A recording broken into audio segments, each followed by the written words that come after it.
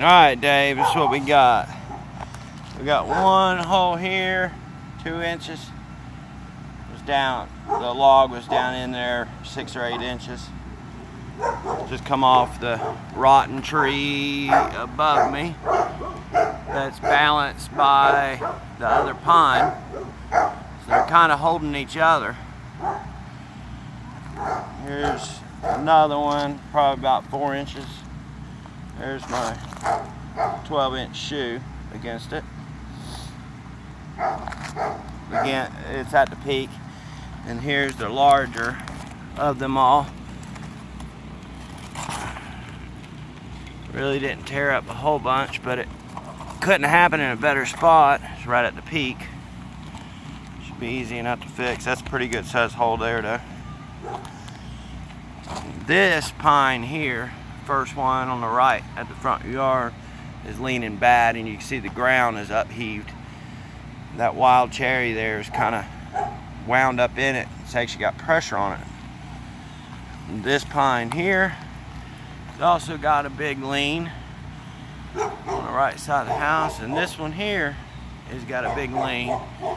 So I highly recommend at some point, if not this time, I know you're not going to want to do it, but all these wild cherries have filled up the side of the house here. They really all need to be taken out, but I know that's not going to be cheap. Let's see if I can turn it the other direction. You can see it leaning.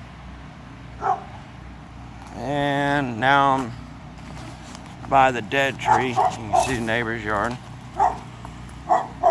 There's the big pine that's going, and it knocked that top of that sweet gum out, which slowed it down and helped keep it from crashing. And then if you look right here, it's sitting just on the edge of the roof right there. I don't really know how much pressure there, but in between the sweet gum, if you look at that limb there, it's got massive pressure against it. The whole top of the sweet gum's gone.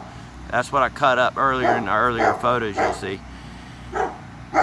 And then it goes down, and you can't see it because this big mass has been pulled over by the dead tree.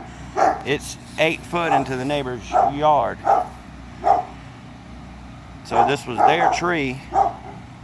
This big pine fell, and then fell against the dead tree, which is here, and it goes all the way up to there, and it's balanced right over the roof. The only place it's touching is just at the soffit. See if I can go around here and get another view. And there it is here, sitting right on the roof. There's a little bit of leaking because most of it's soffit, but there's a little bit there, nothing big. And then you can see the shed over there where it's upheaved. That fence, that pine straw you see there is the root ball of this big pine right here. Sorry about the dogs. They haven't stopped since I've been here. So it's there, and it's behind that shed, which is, like I said, 8 or 10 feet into the neighbor's yard to the right. And then it comes across, let me zoom back out. And then it's sitting here, all the limbs.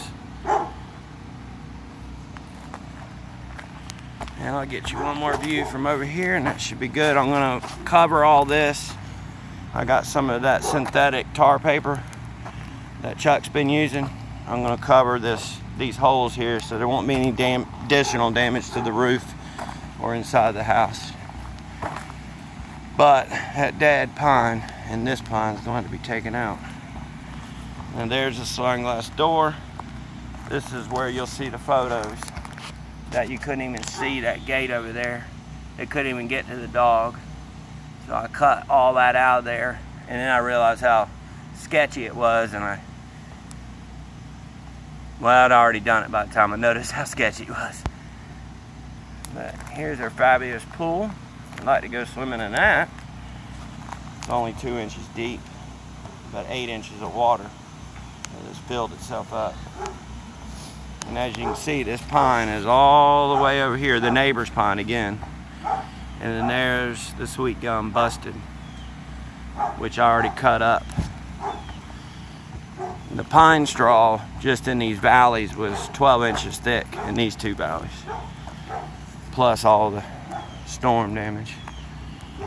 And then the young'uns kind of helped me move the limbs out to the road. It don't look that big in this camera, but it's big up front. Go stand by that pile, please, sir. Come on out down the sidewalk a little bit. You can see, yeah, he's 5'11", so it's a big pile. That was just the sweet gum and a little bit off the roof. Thank you, man. I guess it's a female or man, I'm not sure. Here's the last view of the tree, and I'm gonna cover this up, take a couple more pictures after it's covered, and you're good to go. All right, thank you.